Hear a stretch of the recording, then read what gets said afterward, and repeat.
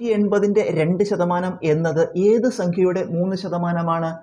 അപ്പോൾ ഏതോ ഒരു സംഖ്യ നമുക്കറിയില്ല, അത് എക്സ് എന്നെടുക്കുക.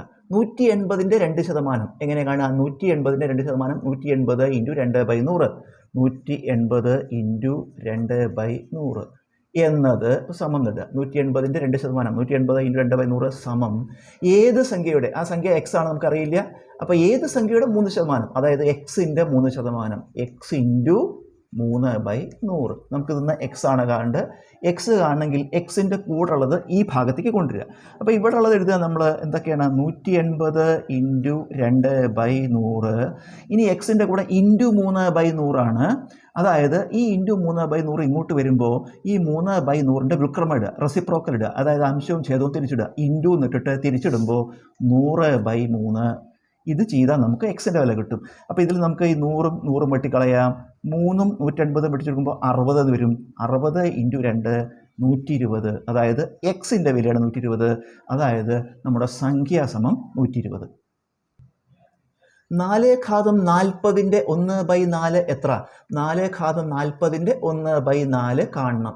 4/40ന്റെ 1/4 ൻ്റെ കാണുക എന്ന് പറഞ്ഞാൽ ഗുണിക്കുക എന്നാണ് അർത്ഥം.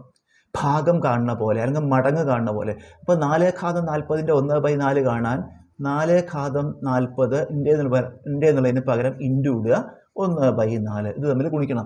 ഇവിടെ 4/40ഉം 1ഉം തമ്മിൽ ഗുണിക്കുക. അപ്പോൾ 4/40 ഇതാണ് അംശങ്ങൾ തമ്മിൽ ഗുണിച്ചു. ഛേദിടുക /4.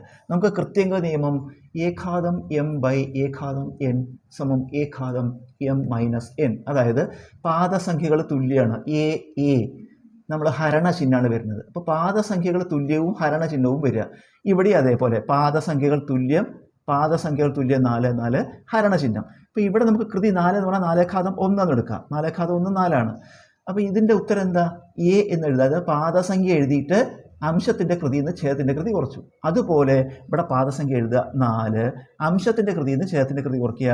40 - 1, 4/40 - 1, 4/40 കുറച്ച് 39, ഉത്തരം 4/39.